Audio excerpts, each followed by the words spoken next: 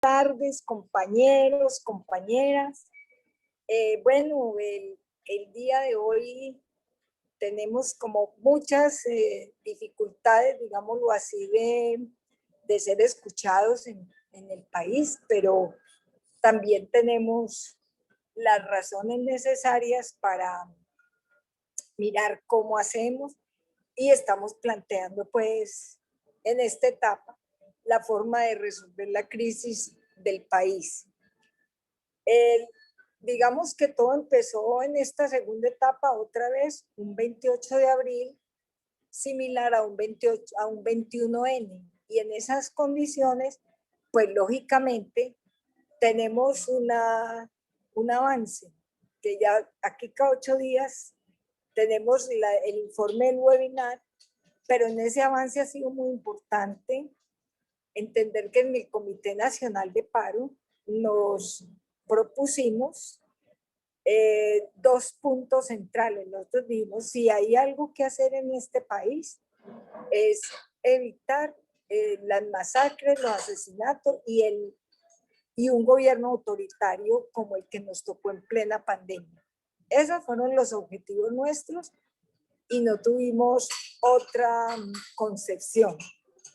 El Comité Nacional de Paro en toda su diversidad, porque de verdad tiene mucha diversidad, pues tiene como apuesta fundamental que crezcamos en las regiones, que en cada una de las regiones tengamos ampliación y también que en el Comité Nacional esté representado el mayor número de personas que no abarcamos en la movilización que hoy sale. Es decir, nosotros tenemos una movilización que desbordó nuestras expectativas, pero muy necesaria para todas las condiciones que hoy tenemos. En ese sentido, entonces, presentamos 2 puntos fundamentales el 10 de mayo para negociar con el gobierno. Garantías para el ejercicio de la protesta y el segundo punto, negociación del pliego de emergencia. No era más. Las garantías ya las teníamos que hacer porque la población había salido desbordada al 28 de abril y nos dijeron el paro continúa y el paro se mantiene. Y así hicimos, el paro continúa y el paro se mantiene y el paro continúa. Y por eso la invitamos desde ya a que preparemos mañana esa fuerte protesta otra vez con mucha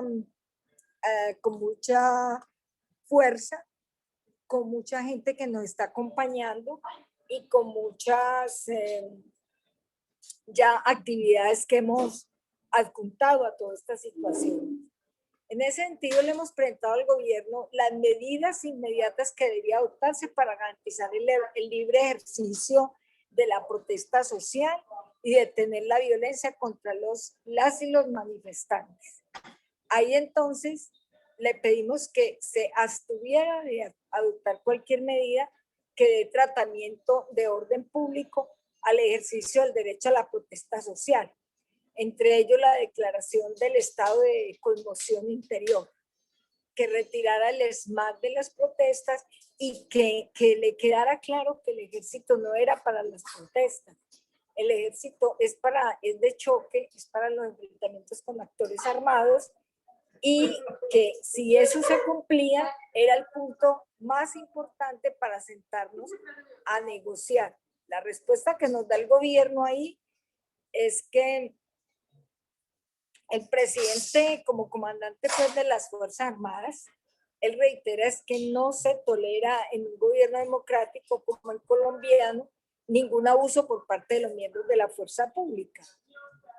Y que en varias oportunidades el presidente les ha dicho o les ha planteado que él rechaza el abuso policial y bueno, y que también solicita de manera explícita a las autoridades competentes que asuman con celeridad las investigaciones necesarias frente a los detenidos, a los a los que han abusado de las niñas, las violaciones sexuales, a los que les han hecho lesiones como los que les han sacado sus ojos. En fin, el gobierno nos respondió con una cátedra de cívica. Es decir, él dijo que para eso estaba el ESMAD y y que el ESMAD era antidisturbio y que siempre las movilizaciones tenían disturbios. Segundo, que el ejército no lo había pedido tanto por él, sino por los policías en la región y los alcaldes lo estaban solicitando. Y entonces que pues entendiéramos esa fase y nosotros le dimos, nosotros no le estamos pidiendo eso, le estamos pidiendo es que se investiguen los asesinatos, que el gobierno diga públicamente que condena los actos brutales de la policía y la intervención del ESMAD y del ejército. Pero hasta ahí llegamos, no fue fácil pues mirar esa situación.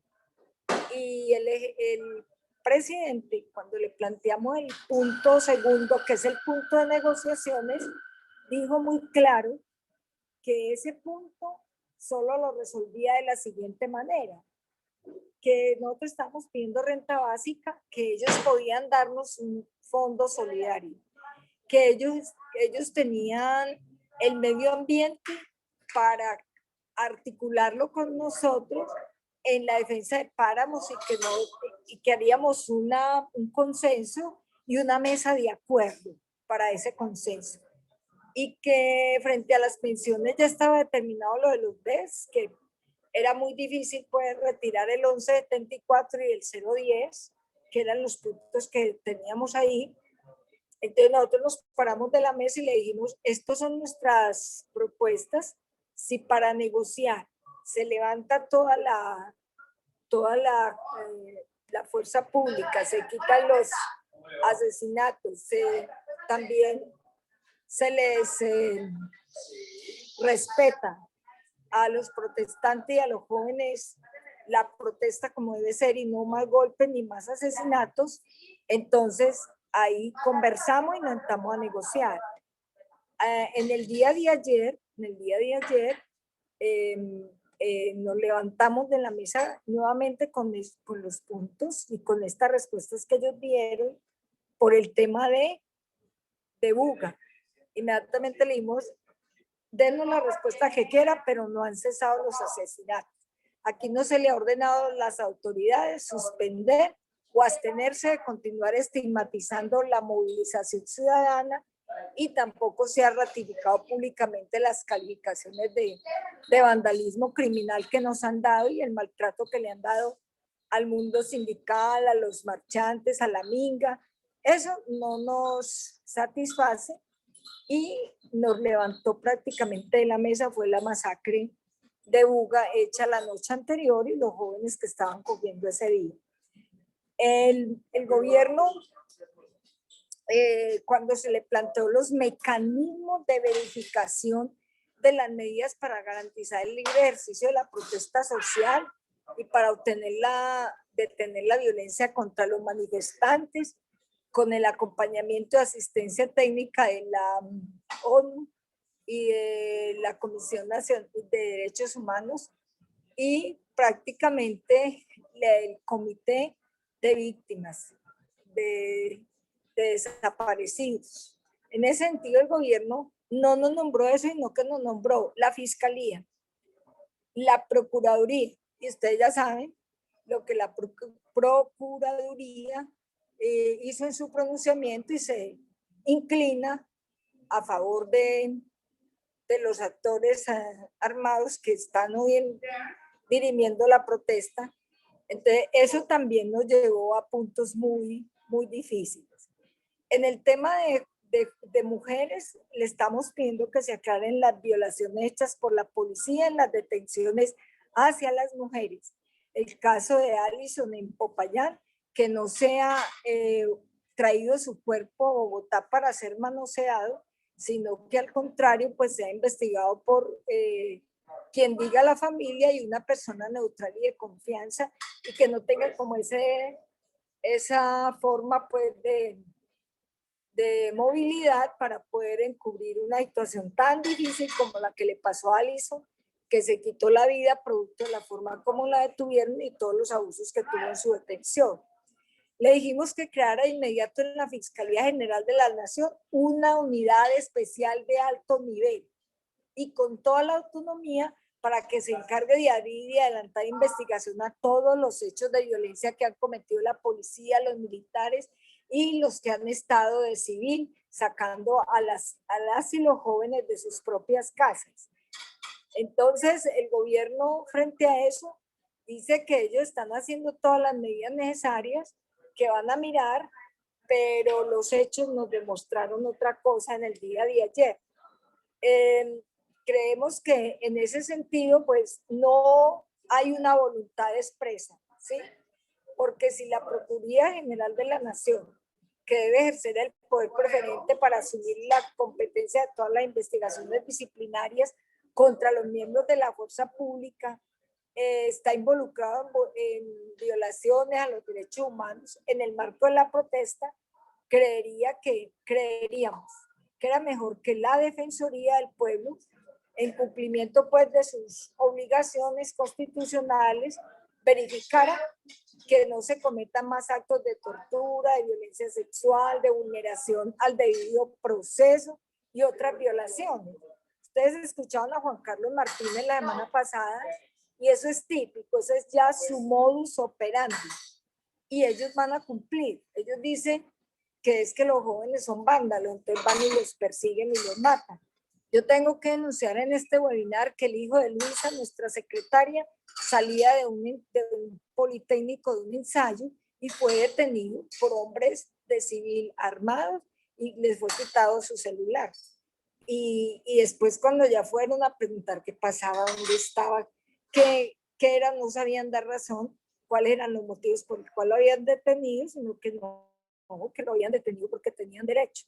Entonces, eso es un estado, lo más grave en que estamos en el país es que es un estado totalmente autoritario. Es un estado que no mide sus consecuencias, pareciera que tuviera un fin en sí mismo, no para el pueblo, no para considerar nuestras necesidades, y eso es lo más grave que tenemos en este momento. También le pedimos que la Comisión Nacional de Búsqueda de Personas Desaparecidas debe actuar inmediato, activar un dispositivo de rendición de cuentas y decirnos dónde están los 47 jóvenes que están desaparecidos, qué pasó con los 29 jóvenes que ya van asesinados y con los jóvenes 16 que tienen lesiones muy graves por los golpes y las tanquetas del ejército. A los jóvenes en Popayán se les tiraron de frente una tanqueta del ejército. A los protestantes hirieron a dos de mucha gravedad. Entonces, en ese sentido, creo que la medida para acordar ajustes normativos e institucionales debe ser fundamental y esencial para que, y deben ser permanentes, porque esas medidas tienen que obedecer a la libre protesta, a lo que ya la Constitución ha fallado sobre el derecho a la protesta, ¿sí? Y el acompañamiento y la asistencia técnica de la Comisión Nacional de Derechos Humanos tiene que ser una obligación del Estado que lo coloque y que ellos estén ahí para acatar pues sin reparos todas las órdenes de la sentencia de esa tutela, que yo le dije hoy a las abogadas que esa tutela la vamos a recordar en el próximo webinar, no me extiendo sobre eso, para que no vayamos pues como hoy a normativizar, sino que prácticamente dejamos el balón en la cancha del gobierno. Si el gobierno no detiene nada de eso, nosotros vamos a nuestra marcha el 19, dijimos el paro se mantiene, el paro continúa. Queremos hacer comités nacionales ampliados y comités regionales ampliados. Ojalá sea, hay uno que yo sé que es para las 2 de la tarde del 20 de mayo, pero no han convocado hasta hoy a otro, ojalá sea antes de la protesta o mañana inmediatamente después de la protesta para que podamos hablar muchas cosas que han pasado en las regiones. La Central Unitaria de Trabajadores también amerita que apoyemos el Comité Nacional de Paro que ha recibido fuertes ataques Este comité tiene problemas, tenemos defectos, tenemos muchas dificultades, pero ya es un comité más articulado con las regiones. Nosotros estuvimos en Cali. Cali tiene un comité muy organizado, muy articulado. Ha metido toda la población que tienen en los bloqueos, en los mítines. Es decir, es un comité muy interesante y tiene muy buena parte de la sociedad, de los movimientos sociales, como ustedes también saben que es mayoritario porque nació en el mundo sindical. Y esa es una tarea que ya dijimos que hay que proponerla y hacerla. Y en ese sentido, pues entonces esa es la tarea que tenemos. Ampliar el Comité Regional de Paro con todas las fuerzas que nos acompañan en los paros, determinar quiénes faltan, quiénes no, procurar que los jóvenes se organicen ellos y en esa organización ellos puedan también tener sus personas delegadas a que deliberen con hombres y mujeres del Comité Nacional de Paro y con toda la sociedad. Y también me parece muy, pero muy importante que pues miremos cómo hacemos con el acompañamiento en todas las regiones y en todas partes para hablar con la sociedad que necesita, cómo recoger una agenda común que nos suma en un punto común. Lo cierto es que no hemos logrado respuesta del gobierno. Sabemos que no va a ser fácil la respuesta porque es que cese todo lo que está haciendo ahora, así como no ha cesado tampoco de tirar balas normativas para todos y todas los trabajadores de este país, que nos dejó desestructurado todo el tema del empleo. Así va a ser también la apuesta de él en esta situación. Entonces creemos que, bueno, yo puedo entregarles el informe, el texto que pasamos. Les paso también el análisis de coyuntura que hemos venido organizando allí desde el Comité de Paro y creo que va a ser muy importante ir midiendo con este gobierno cómo hacemos para la negociación, cómo se alistan en la región de las negociaciones para las peticiones que hay. Hay, por ejemplo, la gente de los páramos, los mineros también están aquí teniendo su apuesta por la negociación, la gente de la lucha por el agua, en fin, tenemos muchos actores, las mujeres, los jóvenes, que podíamos con ellos hacer unos consensos muy importantes e ir aglutinándonos y articulándonos y, digamos, acompañándonos unos y los otros a un fuerte paro nacional, a una fuerte agenda que nos reivindiquemos todos y a una organización mucho más amplia que amerita pues el contexto y el momento. Vemos también que para el 20, que iniciamos nuevamente negociación, pudiésemos arrancar con unas protestas importantes en la mañana y pedirle pues a muchos actores que nos acompañen ese día que inicia esta negociación para arrancarle al gobierno alguna propuesta positiva, especialmente en el tema de que cesen las masacres hacia y la agresión hacia la protesta, que no nos satanicen y que retire el ejército de las ciudades. El ejército no es para las protestas. Es decir, la desmilitarización es el primer punto que vemos que se puede hacer. Y si hay un joven o una persona maltratada, asesinada o violada nuevamente el 19 de mayo, que es mañana, procedemos a pararnos e irnos de la mesa de negociación hasta que el gobierno entienda. El episcopado ya le habló y le dijo, es que es eso lo que están pidiendo. Igualmente, la ONU. Y no nos vamos a sentar a negociar hasta que no se arregle esta falta de garantías a la protesta, hasta que no se desmilitaricen las ciudades, hasta que las masacres no paren. Y estamos apoyando con mucha fuerza a las mamás de la primera línea y creo que eso ha sido contundente porque las mamás están diciendo porque si sus jóvenes se van allá y si se los matan, ellas también ingresan a la primera línea. Entonces es muy importante eso.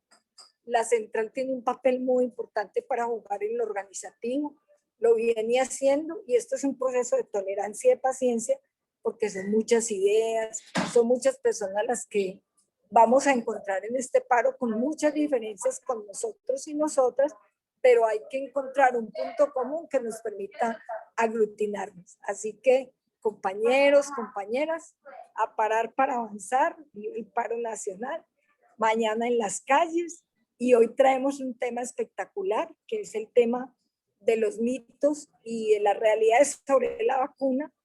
Yo ya le paso la palabra a Miriam, me perdonan pues el ruido, pero me tuve que ir a un café porque pues tenía problemas de internet. Y Miriam, entonces bienvenida con el tema de los mitos de la pandemia, y me parece pues excelente este tema, y quedamos debiendo el tema de la protesta otra vez. Para el Feliz próximo. tarde para todos Bueno. y todas, aquí lo estoy escuchando. Sí, Ligia, muchas gracias, compañeros, muchas gracias. Hoy hemos querido traer un tema que, si bien es cierto, pues está en el marco de estas protestas, es muy relevante porque tenemos que aprender a vivir con el COVID, pero aprender significa ese cambio de paradigma, es decir, ese COVID, digamos, sin confinamientos, sin cuarentenas impuestas, con toda la responsabilidad que nos llama a tener frente a esta situación. Hoy hemos querido traer a una compañera que, digamos, está en el frente de línea, en el frente de trabajo. Ella es trabajadora, es madre, es luchadora también en el terreno de la salud. Se llama Lady Constanza Cuellar Gordo, enfermera de la Universidad Pontificia Javeriana, especialista en docencia universitaria de la Universidad Militar. Es especialista en epidemiología de la Universidad Cooperativa de Colombia, multiplicadora de salud familiar y comunitaria de la Universidad de Toronto en Canadá. Actualmente se desempeña como coordinadora de vigilancia en salud pública en el departamento en Magdalena. Lady, bienvenida, el escenario es suyo. Gracias. Muchas gracias, Miriam, muy amable, y agradezco al área jurídica de la CUT el poder compartir con todos este espacio de paradigmas frente al COVID-19 y cómo tenemos que empezar a generar cambios para poder convivir con este. Voy a compartir pantalla. ¿Te ayudo o tú puedes? No, ya aquí. Ok, gracias. Listo. Creo que un segundo.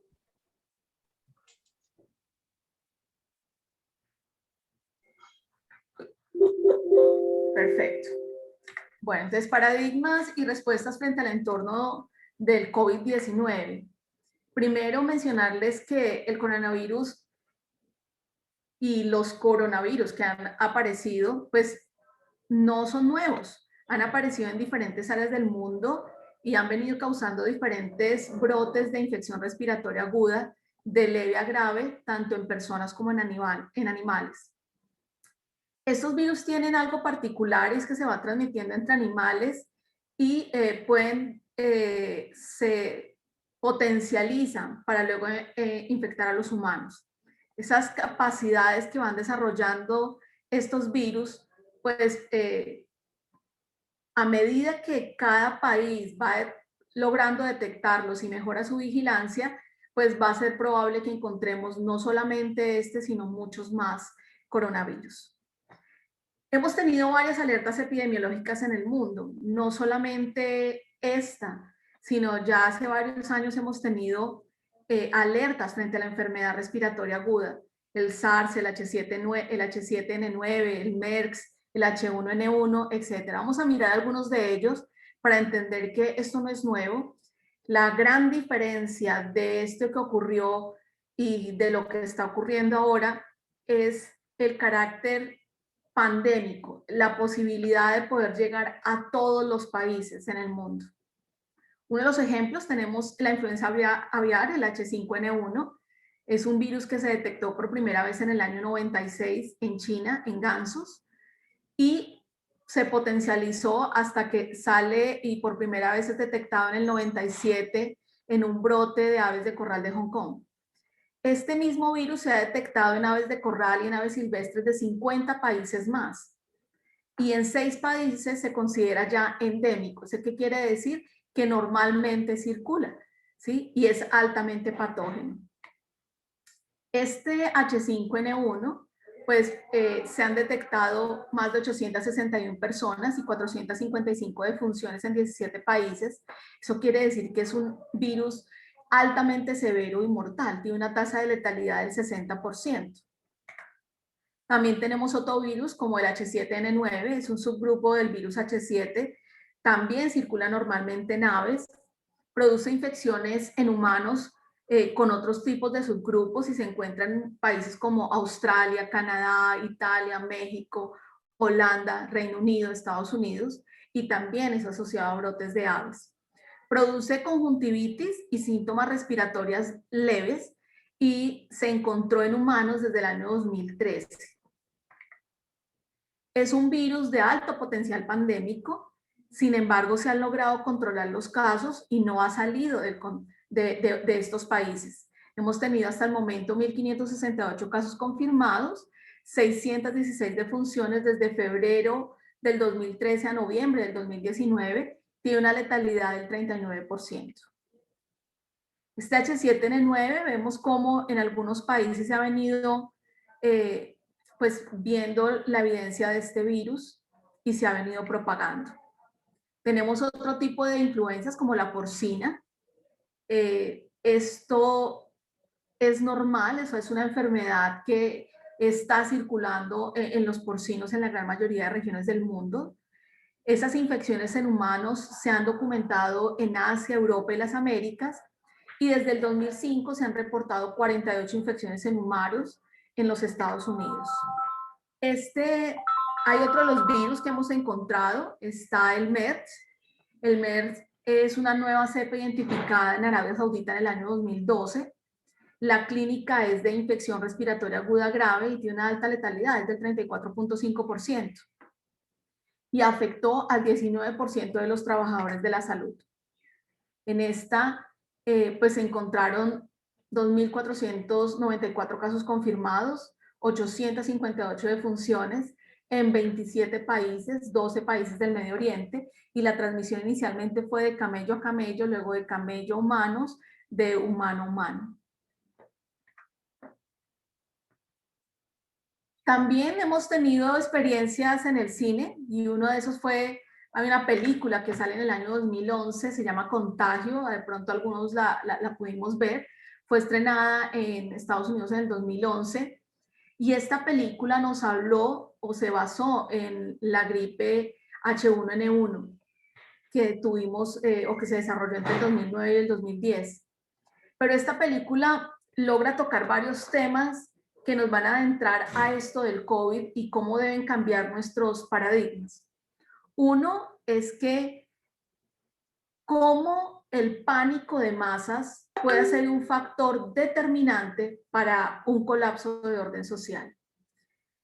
Cómo no es tan fácil el identificar y poder caracterizar el virus, el poder identificar qué es un nuevo patógeno, cómo actúa, qué produce, cómo se transmite, por cuánto tiempo, qué características tiene, cuánta es su letalidad. Algo adicional, la responsabilidad social, profesional, todos los motivos personales y unas responsabilidades éticas frente a esta amenaza. Y cómo nosotros en este momento con el COVID, como trabajadores de la salud, pues nos ha movido esto. Adicional, cómo las limitaciones y una adecuada respuesta en salud pública pueden lograr que se contenga o no se contenga una pandemia como estas. Adicional, esa posibilidad de las conexiones interpersonales, de poder pasar de un continente a otro en muy poco tiempo, cómo pueden ser un vector de infección para la transmisión de enfermedad. el hecho de podernos contactar unos con otros, viajar fácilmente de un país a otro, pues nos lleva a que no será esta la única pandemia, sino que vendrán algunas otras. En ese momento, pues cuando hablamos de COVID-19 ya el año pasado, pues la Organización Mundial de la Salud informa de unos casos de infección respiratoria aguda de un nuevo virus en China, en Wuhan, desde la última semana de septiembre del 2019, donde los primeros casos se presentan en un mercado específico y ya el 7 de enero las autoridades identifican que es un nuevo virus y lo nombran COVID-19 como el virus causante. Empiezan a identificarse algunos signos en común de esta infección, como son fiebre, tos, dificultad respiratoria, y en algunos casos más graves puede causar neumonía, una dificultad respiratoria aguda severa, insuficiencia renal en su momento y la muerte. Y cómo desde ese mes de enero del 2019 a hoy, mayo del 2020, pues hemos venido cambiando algunas cosas, conociendo más de este virus y eso nos ha permitido generar algunas medidas de protección. El 11 de marzo ya la Organización Mundial de la Salud declara la pandemia como tal. ¿Qué ocurre aquí en Colombia? En Colombia, el 3 de marzo ya teníamos confirmados 17 casos, 2 de estos recuperados, 15 recuperados y 2 fallecidos. En este momento, al día de hoy, 18 de mayo del 2021, tenemos un total de 3.131.410 casos, 107.971 casos activos. Tenemos unas tasas de 6.216 por cada 100.000 habitantes, una proporción de activos del 3.4% de casos. Algo también importante es que tenemos casos fatales, 81.809 casos en Colombia, y eso nos lleva a hablar de 162.000.4 casos por 100.000 habitantes y una letalidad de 2.61. Si nos comparamos con otras virus, como lo mencionaba anteriormente, pues la letalidad de este virus es relativamente baja, 2.61. Sin embargo, cuando son nuestros familiares, cuando son nuestros allegados, cuando son nuestros conocidos los que están falleciendo, pues ese 2.61 pesa. Porque la estamos sintiendo de manera directa. ¿Qué más ocurre? Este COVID-19 nos está enfrentando a una nueva realidad. A nivel mundial, nos ha cambiado la forma de protegernos. Otra vez que empieza a llover. Aguacero por la mañana. Por favor, cierra los micrófonos. Gracias. Por favor, cerrar micrófono. El hecho de llevar... Edilza, por favor, cierra el micrófono. Gracias. El hecho de llevar ya 1 año y 5 meses usando tapabocas no es fácil. El acostumbrarnos a respirar con él, el salir de nuestras casas todo el tiempo con un tapabocas, pues implica un cambio de una realidad. El no poder reunirnos con familiares, el no poder salir a divertirnos o hacer actividades sociales como las hacíamos antes. Eso nos enfrentó a cambios reales, como a un confinamiento total durante largos meses, y que en este momento lo que se está evidenciando es que estas medidas restrictivas no son la respuesta. Y no son la respuesta porque hemos tenido afectaciones de tipo económico, ¿sí? Donde los afectados son los que están viviendo del día a día, los afectados son los que salen a la informalidad, los afectados son las mujeres cabezas de familia que salían a rebuscar el diario para sus hijos, pues hemos tenido afectada la economía en estos momentos. Pero también se ha venido afectando todo el sistema productivo. Empresas que han tenido que cerrar, fábricas que han tenido que pasar a una media marcha, etcétera. O sea, esto no ha sido fácil. Y es por eso que empezamos a tener algunas preguntas como, ¿Cómo vivir con el COVID sin la necesidad de medidas restrictivas? Y aquí es donde entramos, pues la idea de este conversatorio era poder con ustedes interactuar y a partir de esto ir resolviendo preguntas. ¿Cómo creen ustedes que se puede convivir sin la necesidad de tener medidas restrictivas? Y es una de las primeras preguntas que se deja aquí en la mesa. O sea, ¿qué creen ustedes que se puede hacer para poder convivir sin tener que hacer cierres, cuarentenas prolongadas, sin tener que ir a toques de queda? ¿Qué podemos hacer? Les dejo el micrófono abierto para que ahora sí, por favor, ¿qué creen ustedes que se puede hacer? Compañeros, tienen el uso de la palabra si quieren abrir la disertación con la compañera Lady Constanza, que está aquí para escucharnos.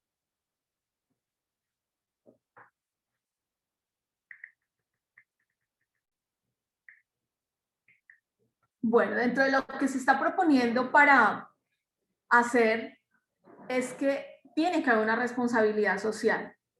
En algunos momentos nosotros hablamos que el convivir con el COVID es del otro. O sea, no me corresponde a mí, le corresponde al vecino, le corresponde al Estado, le corresponde a los servicios sanitarios, pero tiene que partir de mí. ¿Cuál es mi responsabilidad social? Yo, con mi entorno, con mi familia, con mis vecinos, con mis compañeros de trabajo, ¿qué puedo hacer? Dayana, adelante. Tienes levantada la mano, puedes compartir. Bueno, buenas tardes para todas y para todos. Yo creo que hay unos elementos importantes como para tener en cuenta y es como además del proceso de vacunación que digamos que sabemos que no está en manos nuestras sino en manos del gobierno, ¿cierto? Y que esto de cierta manera ayudaría o mitigaría un poco pues el proceso de generación y de la manera que se va expandiendo la enfermedad. Yo creo que hay unos elementos que hacen parte como desde nuestra responsabilidad individual, ¿sí? O sea, si yo, por ejemplo, hablo de, es que no estamos de acuerdo con que haya restricciones, entonces que en una tienda, entonces que las puedan dejar abiertas, las de ropa, las de todo, ¿cierto? Entonces, ¿cuál es la responsabilidad? La responsabilidad es no saltarnos como hacerle como el quite a lo que debe ser, ¿sí? Entonces, por ejemplo, si nosotros colocamos o enviamos un protocolo o armamos un protocolo en nuestra empresa o en nuestro local o en nuestra miscelánea, que decía que solamente podían ingresar 3 personas y que a las 3 personas pues íbamos a procurar que por lo menos tuvieran sus manos limpias o generar un proceso de desinfección, de limpieza, pues lo hacemos, ¿sí? Pero si lo vamos a dejar escrito solamente en un papel, pues obviamente esto no va a tener la misma efectividad. O sea, uno a veces ve en una tienda 3 personas y va y voltea a mirar y hay 8 allá metidas unas sobre otras, hablándose sin tapabocas. O sea, no, yo creo que eso es una responsabilidad también a nivel individual.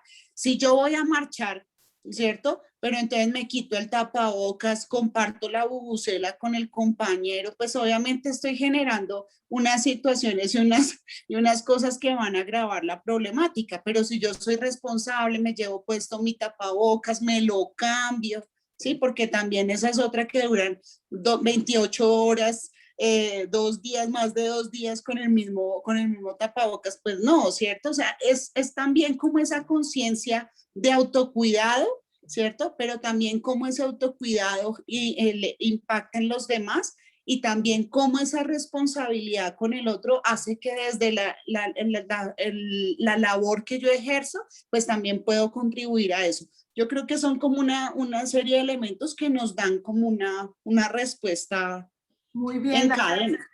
Espectacular tu aporte, muchas gracias. Yolanda, adelante. Bueno, yo parto de que muchas veces a nosotros nos enseñan, y creo que Colombia ha cometido muchos errores en el ámbito de que se nos enseña a que todo es malo.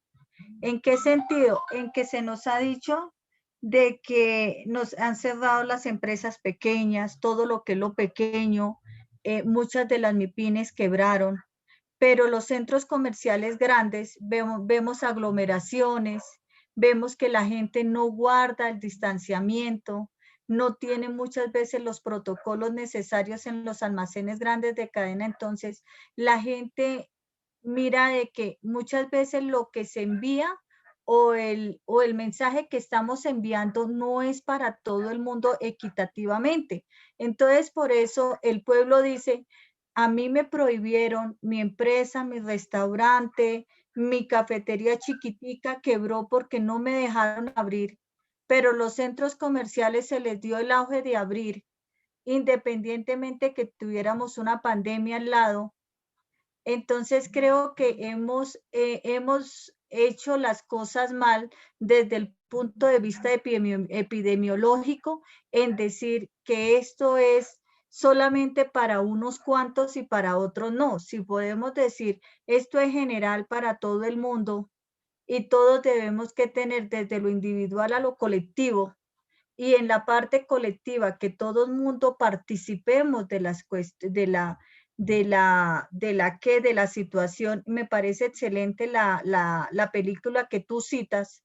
Esa película me la he visto en pandemia, me la he visto no sé cuántas veces, porque me parece que esa película trae un trasfondo demasiado grande y es lo que estamos viviendo. O sea, viendo esa película, uno dice, es que así nos estamos contaminando.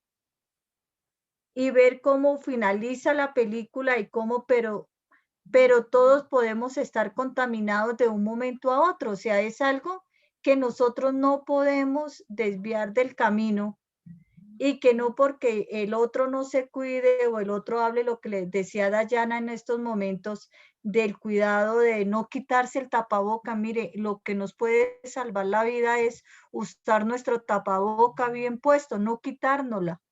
El tapabocas es lo único que nos puede estar salvando la vida en estos momentos y es lo que yo invito, o sea, el lavado de manos y el tapabocas, no quitarnos los tapabocas, así sea en una área donde esté aireada. Eso es lo único que nos puede salvar la vida. Muchas gracias, Yolanda. Muy buena tu intervención también. Y es esto lo que ustedes dicen, tiene que ver un tema de responsabilidad social, pero también tiene que ver con un tema de qué hacemos cada uno de nosotros en los espacios de vida cotidiana. O sea, ¿cómo me protejo en la casa? ¿Cómo me protejo con el uso de tapabocas cuando salgo de mi casa? ¿Cómo trato de guardar distanciamiento, así sean espacios donde haya, por ejemplo, como un parque o lugares donde un restaurante? ¿Por qué? Porque pueden haber personas que no tengan ese tapabocas y sean casos que en ese momento estén transmitiendo la enfermedad. ¿Cómo el lavado de manos es fundamental e importante? Entonces tenemos que empoderar a la comunidad, ¿sí? Tiene que haber un empoderamiento para saber que lo que yo haga afecta a los demás, que lo que yo deje de hacer puede afectar a mi familia, porque pueda que a mí me dé de manera sintomática, pero yo puedo transmitirle a un familiar, a un amigo, la enfermedad y en él puede ser grave o lo puede llevar hasta la muerte. Y entonces aquí empezamos a hablar de cómo convivir con el COVID, con o sin vacunas, y ahorita vamos a hablar algo específico de vacunas y preguntas, y disminuir esa transmisión comunitaria. Sabemos que las vacunas van a depender en este momento del Estado y de cómo lleguen al Estado. En este momento, la vacunación ha sido de manera prioritaria para algunos grupos poblacionales. Sin embargo, el Estado está recogiendo algo y es dificultades en esas grandes bases de datos que tienen las EPS de su población a riesgo. Entonces, por ejemplo, llegan 5.000 vacunas para que se vacune la población de 65 a 70 años. Y uno dice, pero es que no está lleno, está desocupado, ¿y por qué no vacunan al resto de gente? De pronto en ciudades grandes uno ve mucha gente yéndose a vacunar, pero en ciudades más pequeñas o en municipios, pueblos chicos, no ha sido tan fácil la consecución de ese talento humano, de esas personas de ese grupo etario, porque desafortunadamente tenemos muy poca depuración de bases de datos. Adicional, pues no tenemos el talento humano para dar respuesta ni la logística completa. El llegar a vacunar en este momento con COVID no es como una vacuna regular. Implica toda una logística de seguridad, una logística de transporte y una logística interna. Estamos hablando que para poder llegar a vacunar 50 personas en un día, tenemos que tener por lo menos 2 o 3 equipos. Y los equipos son más o menos de entre 4 personas que conforman cada equipo para vacunar a esas personas. Entonces no es fácil armar esta logística. No es fácil cambiar el sistema que veníamos manejando para la vacunación y pasarlo a lo que tenemos ahora. Pero adicional es importante el uso de tapabocas. Y es algo que habíamos mencionado. El uso del tapabocas es súper importante y es algo que nos va a ayudar a disminuir la transmisión comunitaria. Evitar el contacto. Yo puedo ir en una marcha, pero yo puedo ir no tan pegado a la otra persona. No puedo tener conglomerados, o sea, con aglomeraciones. La vacuna al que le corresponde, porque como hemos tenido casos de personas que dicen sí, me quiero vacunar, hemos tenido casos de personas que digan no, no me quiero vacunar. El poder tener y evitar reuniones sociales, evitar manifestaciones que hacíamos antes, como un cumpleaños en la oficina, como un asado en nuestra casa. En este momento eso tenemos que evitarlo, hasta tanto no tengamos un grupo mayor de vacunados. El lavado de manos es muy importante y el autocuidado frente a que si yo tengo síntomas, tengo que informarlo, tengo que decirlo y tengo que aislarme. Hemos tenido muchas personas que cuando nosotros hacemos las llamadas telefónicas de los casos positivos, le decimos, ¿usted tiene síntomas? ¿En dónde está? Y nos dicen, no, estoy en el mercado público, estoy en el almacén X, estoy en la calle tal, pero usted tiene síntomas, ¿por qué no está en su casa aislada? Y bueno, hay cualquier cantidad de excusas para esto, pero hay muchos que teniendo síntomas desconocen esto y salen a la calle. ¿Puedo hacerte una interpelación ahí? Adelante, Yolanda. Perfecto. Sí. Constanza, muchas veces la necesidad hace que las personas salgan. Por ejemplo, en estos momentos que yo agendo citas desde mi casa porque en mi trabajo con esta pandemia cambió las circunstancias de mi vida laboral. Entonces, muchas veces uno llama al agendamiento de su cita a muchos de los usuarios y muchos de los usuarios teniendo COVID salen a trabajar porque están trabajando a diario o porque muchas veces la señora donde trabaja en la casa de familia solamente le está dando un día a la semana o porque el señor no tiene cómo darle de comer a sus hijos, entonces sale a trabajar, o el otro porque se le cierran la empresa y entonces si descubren que él tiene COVID, le cierran la empresa y la empresa no puede seguir funcionando porque le hacen cerco epidemiológico. Entonces, uno ve muchos factores en los cuales las personas con COVID sustentan muchas necesidades en estos momentos económicos, sociales, en los cuales nosotros mismos entramos como a pensar y decir, oye, verdaderamente, si nosotros decimos o manifestamos o llamamos a secretaría y decimos, esta familia hay que aislarla, ¿cómo van a comer? Se le garantiza a esta familia su mínimo vital de comida, aunque sea su ración de comida, para 2, 3 hijos menores de 10 años. Entonces mira cómo es un trasfondo social en el que nosotros mismos no podemos ni siquiera actuar. Es algo complejo, porque esto nos ha llevado a eso que tú dices. O sea, no todas las personas salen porque quieren contagiar al otro. Hay personas porque la necesidad los lleva a salir, porque deben salir a tener un sustento. O sea, si no salen, no van a comer en su casa. Pero aquí viene un tema social y nos llama a cómo nosotros corre del día a día, no hay tanta solidaridad unos con otros, y hasta dónde el Estado también entra a tener su responsabilidad frente a garantizar ese mínimo vital para que las personas no dejen de salir. Y ha sido complejo porque sostener unos meses es fácil, pero ya llevamos 1 año y 5 meses y no es tan fácil.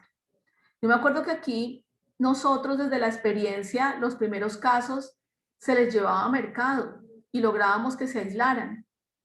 Pero cuando ya no es una sola vez, llevamos ya 15, 17 meses, pues ya es complejo, ya es muy complejo.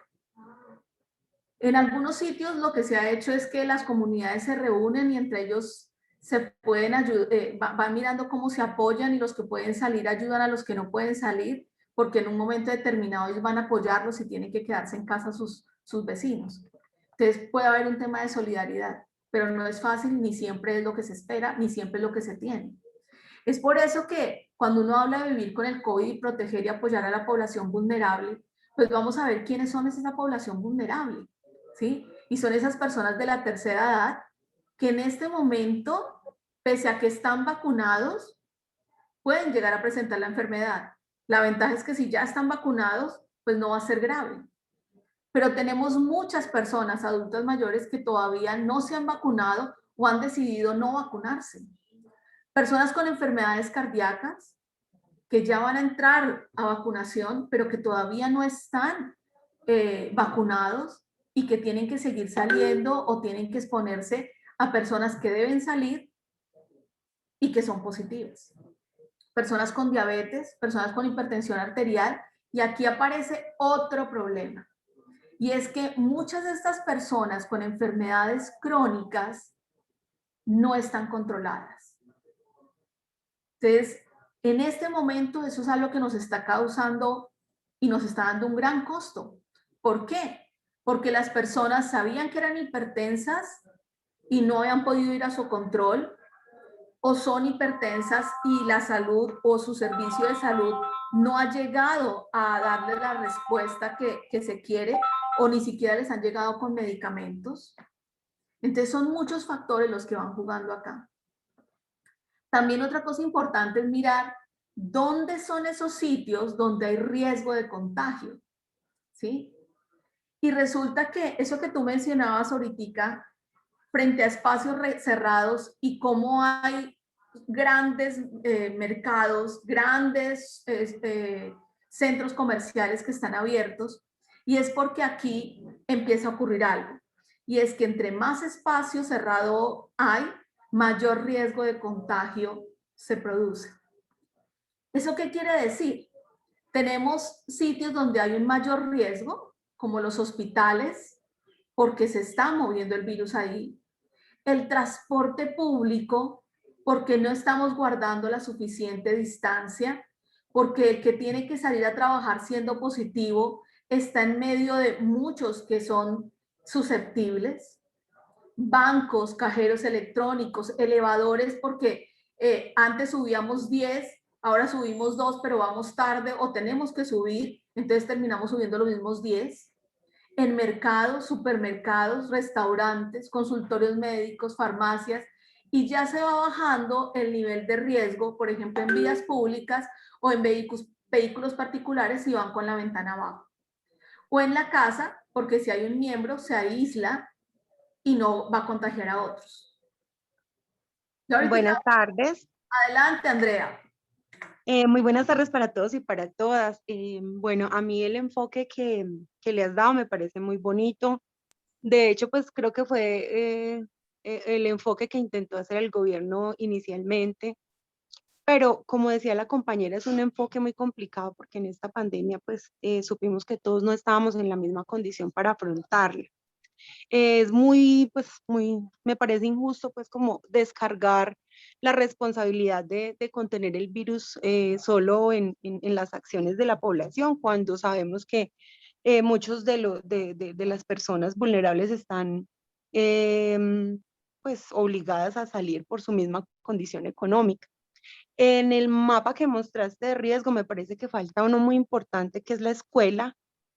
considero que es uno de los focos de contagio grandes, porque, pues por varias cosas. La primera, porque pues es de flujo masivo de personas. La segunda, porque el gobierno no ha tenido un plan como serio y claro para proteger la planta docente. La tercera, porque no hay un plan de inversión claro y pues solamente se han dedicado a desprestigiar al docente, a decir que no queremos trabajar, pero la verdad es que dentro del aprender a vivir con COVID, debería haber un plan estructurado del gobierno para garantizar un poco más de como amortizar el impacto del virus en sitios como la escuela. Y está claro que el gobierno no quiere invertir, no quiere propiciar esos espacios seguros. Pues por eso nuestra federación y los maestros hemos estado acompañando a FECODE durante todo este tiempo en el pulso de la alternancia, porque pues hay que regresar, sabemos que este virus se va a quedar un tiempo más, sabemos que no solamente es Colombia, sino que es el mundo, pero también hay que exigirle al gobierno que sea garante en los espacios donde haya que haber regreso, y la escuela es uno de los focos más grandes de contaminación.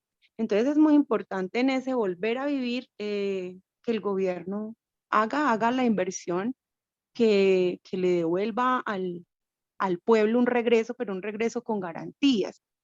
Y que pues en ese volver a vivir subsidie con renta básica para que pues no todos estén en la calle o estemos en la calle al mismo tiempo, para que el transporte no sufra esa sobrecarga todos al mismo tiempo, para que haya gente que se pueda quedar porque tenga un mínimo vital para comer. Entonces, en ese escenario hay que poner atención allí. A mí lo solidario me encanta porque soy una mujer muy dada a lo social, pero me parece que ese concepto se lo han trasladado también a la escuela por muchos años. Entonces ahorita pretenden que el maestro garantice la apertura de la escuela en alternancia, pero que sea el que fumigue, que sea el que utilice todo este tipo de químicos en la bioseguridad sin tener ninguna preparación, pero que al mismo tiempo sea el aseador y que implemente con las uñas el esquema de bioseguridad, pagando el alcohol, porque ellos simplemente van a dar el arranque, se van a hacer mucha publicidad, pero pues en realidad de fondo y estructural para convivir con este virus no hay nada. Entonces sí hay muchas cosas para mirar, hay que meterle también mucha, pasarlo por el filtro y la gafa de crítica en este momento, porque no solamente el volver y el vivir con este virus es responsabilidad de la población, sino que aquí hay una gran responsabilidad de un Estado que se ha hecho el de la oreja mocha, como diría mi abuela, y que no ha tenido soluciones de fondo para que la población pues no se tenga que abocar a las calles aún teniendo el virus. Andrea, gracias por tu aporte, es bien importante esto y recordemos que este solamente es un punto de vista, no estamos tocando ni el objeto de este webinar era a hablar de esa no responsabilidad que ha tenido el gobierno frente a este proceso.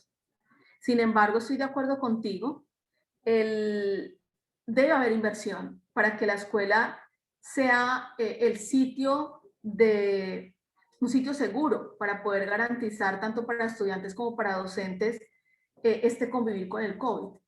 En este momento, y ojalá esperemos que las cosas se den frente a lo que se está garantizando, o sea, a lo que se está queriendo que sea lo que el gobierno dé, y sea la renta básica, y pues eso se tocará en otro momento. Sin embargo, en este momento lo que tenemos es lo que tenemos, ¿sí? El ideal es lo que se quiere y perfecto, o sea, se quiere que se garantice ese mínimo vital, que se garantice la inversión logística para que la escuela sea un espacio seguro. En este momento, a nivel internacional, los estudios han mostrado, y no todos se pueden comparar con Colombia por nuestras condiciones mismas de cómo están las escuelas. Sin embargo, lo que se ha evidenciado es que hay un bajo nivel de contagios si se tienen las medidas mínimas de bioseguridad. Es complejo. Cuando no en todas las escuelas se tiene agua, ni siquiera para lavarse las manos. Cuando no, por favor, cierren los- Enrique, cierra el micrófono, por favor. Gracias. cuando en muchos sitios ni siquiera se tiene, ni en pandemia ni en no pandemia, se tiene ni siquiera agua para los baños. Cuando en muchas escuelas ni siquiera se tiene la persona que les ayude para el aseo, y tú bien los dices, la docente es la que tiene que hacer todo. Y sí, claro, ha habido una inoperancia, no ahora, sino desde hace mucho tiempo, de cómo se quiere mantener ese ámbito que es el ámbito escolar. No queremos, y mi intención no es que se le descuelgue todo pues a la persona, sino que en este momento, con lo que tenemos, es con lo que tenemos que protegernos. Lo ideal es que nos den todo lo que tienen que darnos, porque es nuestro derecho. Y por eso se está haciendo todos unos esfuerzos de muchos para poder lograr esto. Sin embargo, en este momento nuestra realidad es que cada uno tiene que ser responsable, porque en últimas el que se va a enfermar es uno. No estoy diciendo que ni estoy quitando la responsabilidad al Estado en ningún momento, son ellos los primeros que tienen que garantizar esos espacios seguros. ¿Qué pasa con el comportamiento social y con esa responsabilidad social para poder convivir con el COVID? Es que es muy lento el cambio de comportamiento. Por más que uno le diga a las personas tienen que usar el tapabocas, es complejo que todos asimilemos el que tengamos que tener tapabocas 24 horas. Cada vez que yo salga tengo que tenerlo. Es muy difícil. O el decirle, nada saca usted con tener el tapabocas si no se cubre nariz y boca. O nada saca usted teniendo tapabocas sin lavarse las manos o sin aplicarse un alcohol para poder desinfectar cada vez que vaya a tocar nuevamente el tapabocas. Tenemos que hacer un cambio en el comportamiento, pero esto no va a ser fácil, ¿sí? Es por eso que tienen que aplicarse otras medidas en este momento, como protegerse a sí mismo. Si yo me protejo a mí mismo, estoy protegiendo a los demás. Tiene que también estar acompañado de una acción política. Tiene que haber una legislación y una aplicación que apoye a la comunidad. Ejemplos como dejar de fumar pasivamente en espacios públicos. O sea, tocó hacerlo ley para que la gente dejara de fumar en espacios públicos y que los que no fumamos, fumáramos de manera pasiva. Tiene que haber una legislación que aplique. El uso del cinturón de seguridad. Tiene que haber la legislación que diga, usted tiene que ir con el cinturón, pero desafortunadamente de pronto en las grandes ciudades lo hacemos, pero se llega al sitio de paseo, se llega a un pueblo más chiquito y allá ya el cinturón no se requiere. Tiene que haber una organización comunitaria, porque desde la comunidad es la que va a empezar a visibilizar esas dificultades que se tienen y a poder exigir, a que se puedan exigir. Debe haber un apoyo con los líderes sociales para poder generar cambios y adherencia a las formas de prevención para evitar que otros se contagien del COVID. Pero también algo importante es que debe generarse confianza en la comunidad. Y esa confianza se puede hacer de diferentes maneras. Uno, con diálogos de expertos. Y cuando hablamos con diálogos de expertos, las redes sociales en este momento son una ventaja grandísima, pero también una desventaja en la medida que haya lo que se llama, y es otra epidemia que ha salido a la par del COVID-19, y es la infomanía. Esa cantidad de información que no es tan real, que está apareciendo en redes sociales, o que es real o fue real en su momento, pero que se descontextualiza cuando se presenta 2 o 3 meses después, cuando estamos hablando de COVID. En días pasados veía cómo salía por chat una entrevista que le hicieron a Patarroyo diciendo que la vacuna no servía, que para qué se vacunaban, y él es un experto, pero él dio su opinión el año pasado, en el mes de agosto. Y en este momento del virus, en que día a día vamos conociendo cosas nuevas del COVID-19, pues él es un experto y fue un experto en agosto del 2019, en agosto, perdón, de 2020. Ya en este momento, muy seguramente si lo vuelven a entrevistar, su diálogo va a ser diferente por todos los conocimientos nuevos que se tienen. Sin embargo, el descontextualizarlo pues genera pánico en la gente y genera que muchos digan que no se quieran vacunar. También hay algo importante y es reconocer las condiciones o situaciones especiales de riesgo. Y es eso que tú dices, ¿sí? Como cuando yo salgo a la calle yo me protejo, pero otros no se protegen, pero me toca salir. ¿Cómo debemos evitar las aglomeraciones para evitar los rebrotes? Pero en este momento la gente está saliendo por el inconformismo que tiene y está en su derecho de salir, pero también tiene un derecho de protegerse. Y como también, por ejemplo, tenemos en muchos otros sitios el que me quiero saltar la norma y se están haciendo, por ejemplo, fiestas de manera ilegal donde no se tiene ninguna medida de protección. Y no solamente hablamos de fiestas, hablamos de lugares donde hay juego de gallos, juego de tejo, ¿sí? Donde se están reuniendo sin el uso adecuado de las medidas de protección. Susana, adelante. Susana Urrea, tiene levantada la mano. Cuéntanos.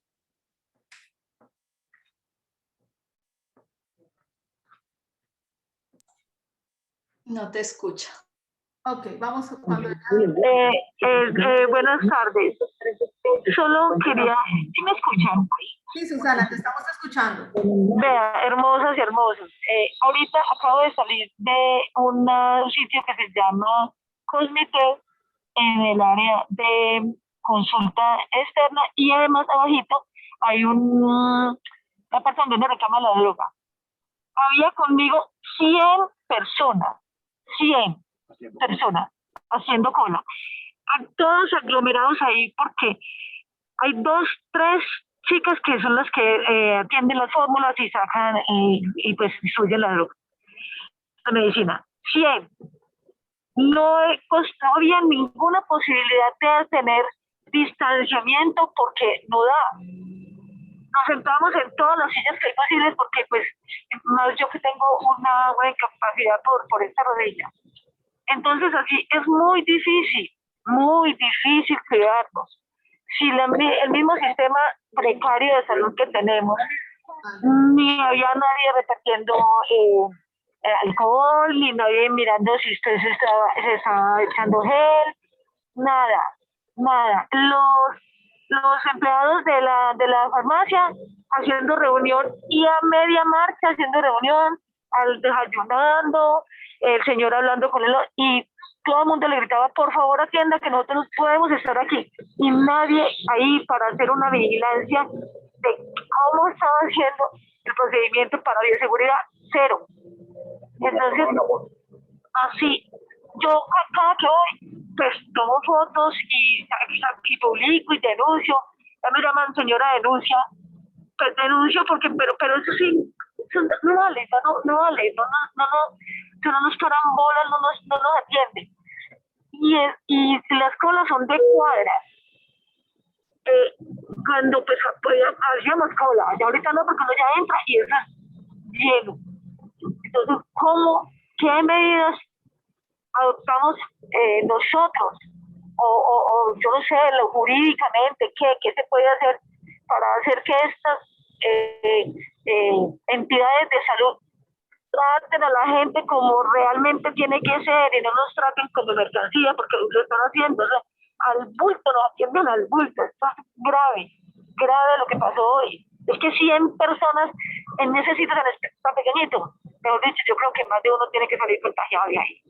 Claro. Hay gente que se quita el tapabocas, come, se toma el tinto, ahí. Es como si estuviéramos en una reunión social, pero lo más de felices ahí todos esperando.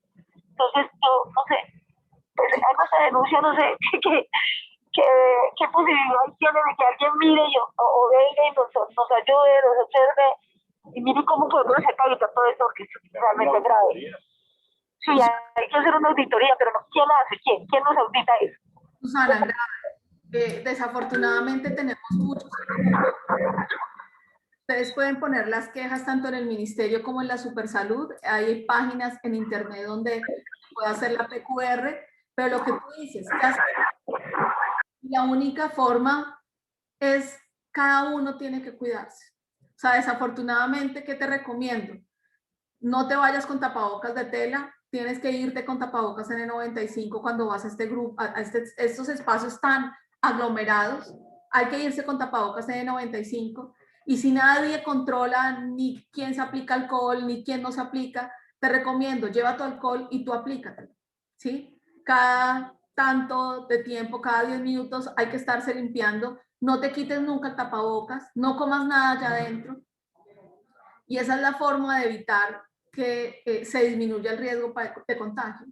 Desafortunadamente, una cosa es la recomendación, eso es lo que se está manejando, pero lo que tú dices, mira lo que está ocurriendo en una farmacia, ¿sí? Entonces, se puede denunciar, pero la recomendación es, para que no te contagies, el tapabocas puede llegar a disminuir en un 80%, 90% en la transmisión, en la medida que tengas adecuado uso del tapabocas. Y eso quiere decir que sea un N95, no tapabocas de tela, y que siempre esté cubierta nariz y boca y no te lo bajes en ningún momento. Gracias. Bueno, ¿qué debemos hacer con aquellos que no pueden o no quieren mantener la baja transmisibilidad? Y aquí tiene que haber una intervención individual. Tiene que haber una intervención donde todos seamos conscientes de que de una u otra manera lo que yo haga afecta a los demás. Cómo puedo buscar alternativas o cómo puedo apoyar con redes de apoyo, ya sean del Estado o no del Estado, para poder quedarme los días que tenga que quedarme aislada. Lo otro es personas que en este momento sean subsidiadas, o sea, que no sean EPS, que no sean contributivas, sino que sean subsidiadas. Hay un dinero que les pueden dar las EPS por una vez por familia si se tiene COVID. Eso lo tiene que hacer la EPS y tiene que hacerse la solicitud a la EAPB, a la EPS, para que pueda hacer esto y pueda darle ese subsidio económico a las personas que son subsidiadas. Y es una vez que se va a dar esto por familia. Hay que hacer una intervención individual hablándole a cada una de las personas la importancia de que tengan que tener el tapabocas bien puesto. Sin embargo, es complejo. Sí es complejo decirle a alguien, oiga, se le cayó un papel en la calle, porque te arriesgas a que te miren mal, a que te griten, a que te insulten. Pues decirle a alguien, oiga, subas el tapabocas, pues no es fácil tampoco. Sin embargo, hay que seguir trabajando, hablando con esas personas, llamándolas a que traten de mantener baja la transmisibilidad, tratando de no contagiar a otros utilizando las medidas de bioseguridad que deben tener. ¿Debe haber un cambio de paradigma para convivir con el COVID? Sí. Debemos interactuar mejor con los otros, reconociendo mis derechos, pero también mis deberes. Debe haber un empoderamiento para la protección individual, sin desconocer que el Estado tiene un alto peso aquí para garantizar nuestros espacios seguros. Sin embargo, también tenemos muchos ejemplos de espacios seguros donde las personas no utilizan adecuadamente sus elementos de protección y terminan contagiándose. Entonces debe haber un empoderamiento del autocuidado, del que yo me cuido y cuido a otros. La respuesta de cada departamento del país debe analizarse teniendo en cuenta el contexto. Cada situación es diferente, cada municipio es diferente, las dinámicas sociales son diferentes, por tanto, se podrán dar recomendaciones como país, pero deben ser adaptadas a cada microterritorio para que puedan ser efectivas. Debe haber un énfasis en las ciencias sociales, en poder reconocer al otro, la importancia del poder convivir con otros, pero también debe haber una recopilación y un análisis de los datos para poder generar recomendaciones prácticas, generaciones que no sean del otro mundo, sino recomendaciones que se puedan adaptar y se puedan aplicar en el espacio y en el entorno donde yo me desarrollo. Todos somos parte de la solución para poder convivir con el COVID. Esto no es algo que se vaya a quitar con la vacunación. Y podemos aclarar cosas de vacunación en este momento. Sin embargo, la vacunación no te va a garantizar que no te dé la enfermedad.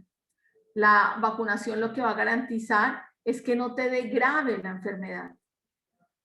Por eso, independientemente si uno está vacunado o no, debe seguirse protegiendo hasta tanto no tengamos un mayor número de vacunados en el país y podamos tener esa vacunación de rebaño que se quiere. Adelante, Piedad. Piedad Patiño.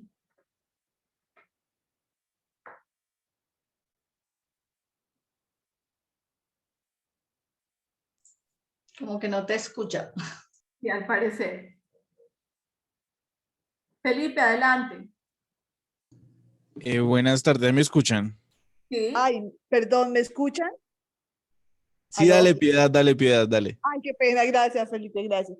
Bueno, entonces, yo escuchando todas las intervenciones y todo eso, mi aporte y mi comentario sería definitivamente el autocontrol. O sea, somos nosotros mismos los que tenemos que cuidarnos, guardar toda esta clase de recomendaciones que nos han dado y que nosotros ya las conocemos.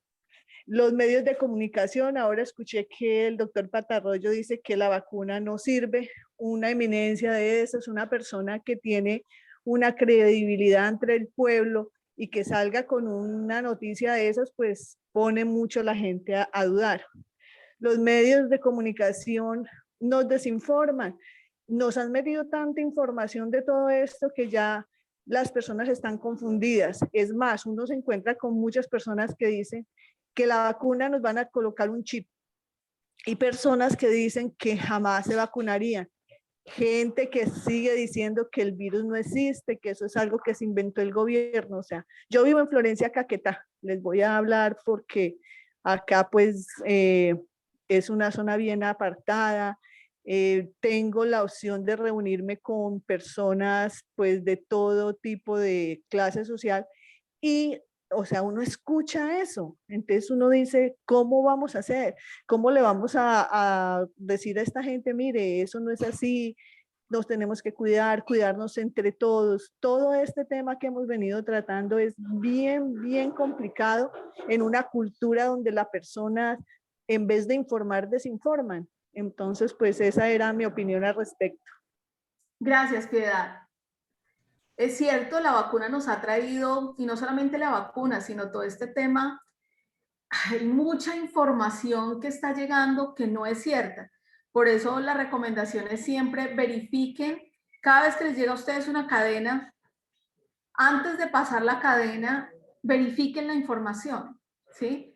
Con la vacuna se ha escuchado mucho, que no sirve, que están metiendo un chip, que eso es la G5, la G4, que Bill Gates, una cantidad de cosas que no son ciertas. Muchos dicen, bueno, pero ¿por qué la hicieron tan rápido? Si mire, salió en menos de 11 meses, eso era que ya lo tenían preparado, ya estaba listo, pero no, las cosas no son así.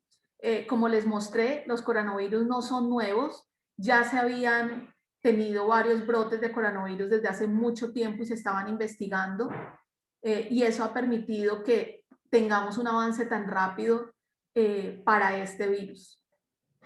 La vacuna todas son seguras. Ahorita hay mucho temor con algunas vacunas porque he escuchado compañeros diciendo, no, yo de esa marca no me pongo, de esta marca sí me pongo, no, esa, no, todas son seguras. ¿Que hay efectos adversos? Sí, pueden haber efectos adversos, como en todo hay efectos adversos, pero esos efectos no superan lo realmente efectivo de la vacuna. Como les digo, la vacuna lo que pretende y lo que busca es garantizar que tengamos anticuerpos y que nuestro cuerpo pueda defenderse contra el virus y que si nos va a dar la enfermedad nos dé sin complicaciones, o sea, sea leve. Eso es lo que se quiere. O sea, lo que se quiere es que no hayan muertos, no que no haya más COVID, sino que no hayan más muertos por COVID. Ya hemos puesto muchos muertos, la idea es poder detener eso. Adelante, Felipe. Bueno, sobre mi aporte me gustaría hablar sobre lo que estaba hablando precisamente ahorita Piedad y es lo infravalorados que tenemos los medios de comunicación y la información que se comparte. Digamos que últimamente he visto que se comparte mucha información, pero no desde las redes o los espacios oficiales, ¿sí? Hay muy poca información, es que casi no hay nada de información de los espacios que deberían haberlos y que lo deberían compartir y que deberían estar rotando ahorita en redes sociales y que deberían ser las cadenas correctas. Y es porque también se le ha dado más importancia, digamos, a la aplicabilidad de ciertas soluciones rápidas en vez de mostrar a la gente lo que realmente es lo que está sucediendo. Y eso pasa por la desinformación precisamente que hablaba Piedad y que se ha hablado en toda esta sobre la comunicación y sobre los medios de comunicación y las redes sociales. Me parece que es muy importante que ahorita las entidades como el Instituto de Salud, como las secretarías de salud departamentales, locales, las mismas instituciones de salud, hagan campañas que estén dirigidas a eso y que se vuelvan virales, que lo compartan personas que sean influenciadores, que sean personas que puedan realmente impactar a la sociedad en ese aspecto de información para quitar del todo ese aspecto que se está dejando pasar, porque se está dejando pasar y finalmente la gente termina contagiándose por dejar pasar y por dejar fluir información que no debería estar fluyendo. Con lo que decía ahorita la doctora Constanza sobre el hecho de que de Patarroyo, hablando sobre la vacuna y cómo se descontextualiza y se usa en un periodo de tiempo que ya no corresponde y que realmente si miramos lo que él opina en este momento, pues va a ser totalmente diferente, así como lo que podría opinar cualquier científico que al inicio de la pandemia decía como no, esto puede solucionarse por este lado, y ahorita ese mismo personaje está diciendo como bueno, la vacunación es la solución, pero esa es la información que no se está compartiendo y que no se está volviendo oficial.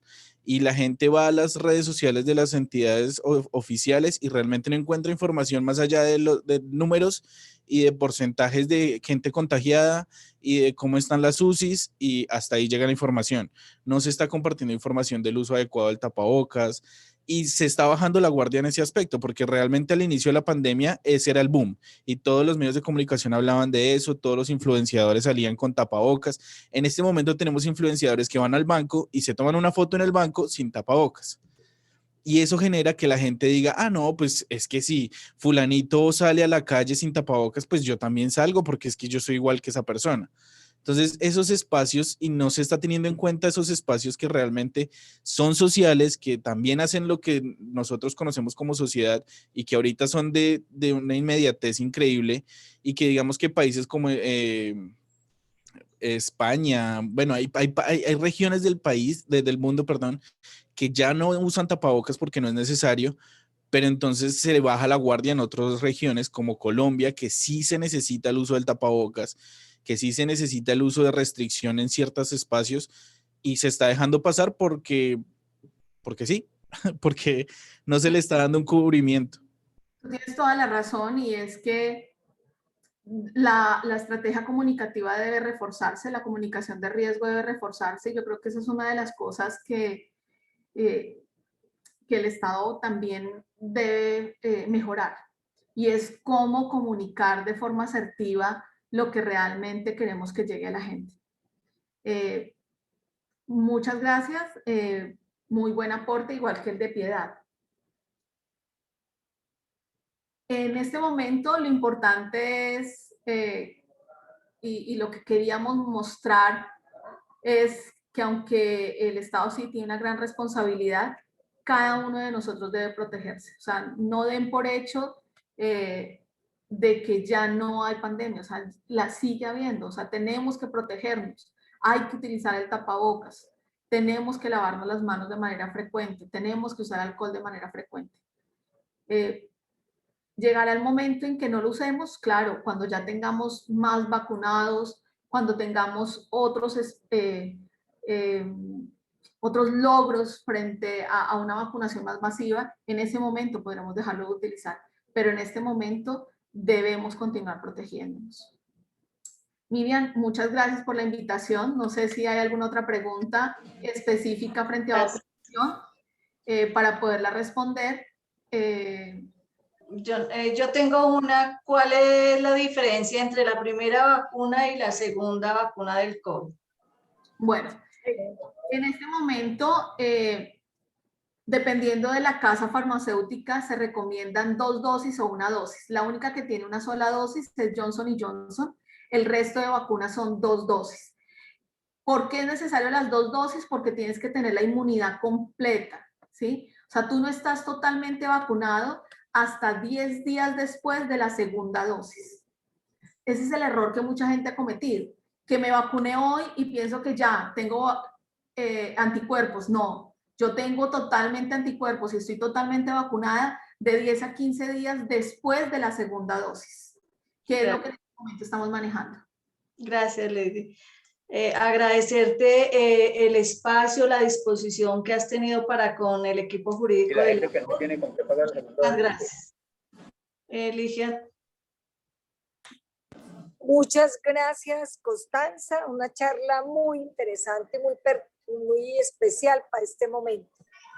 Y efectivamente, yo solo quiero despedirme diciéndoles que este cuidado, esto que nos dice Constanza, es el cuidado de la vida y es asunto de todos y todas. Y me uno también a la necesidad de tener un Estado garante. Un Estado garante porque sin las garantías de una vacuna, de proveer los elementos de bioseguridad en las partes, de no hacer charlas efectivas, de promover una presencialidad a veces en la educación sin ningún esfuerzo de garantías de ellos, esa es nuestra exigibilidad. No vamos a exponer a niños, jóvenes y a tantos maestros y maestras a que asistan, pero entonces no hay agua, y el agua, como decía Constanza, es esencial y fundamental para estarse aseando. No hay tampoco paneles para proteger las distancias, porque si la inmunidad la adquirimos a los 18 días de la segunda dosis, quiere decir que estamos muy lejos de una solución efectiva. Y me uno también a que el cuidado de la vida es de todos y todas. Y aquí tenemos que poner a debatir padres de familia, las y los estudiantes y también el gobierno, el Estado, la ministra. Es decir, la vida es un asunto de todos y todas. Y el cuidado es fundamental en esta etapa. Yo sí agradezco mucho tantas claridades que nos han dado y a la vez también tan necesaria esta charla de momento en que uno se acaba de vacunar y uno no sabe qué pasa con la primera o segunda dosis, pero creo que ya entendimos muchísimo. Gracias, Constanza, muchas gracias, Miriam. Gracias. Y buenas tardes a Keila, que nos hace este servicio tan lindo de convocarnos, a Alice, a Stephanie, que también ellas nos han recreado con su conocimiento en este webinar, y los esperamos en 8 días para que charlemos otro tema de mucho interés y para que seamos también informados y tengamos muchos conocimientos precisos todas y todas. Una feliz tarde y les agradezco mucho su participación. Gracias, Miriam. Gracias, Ligia, gracias.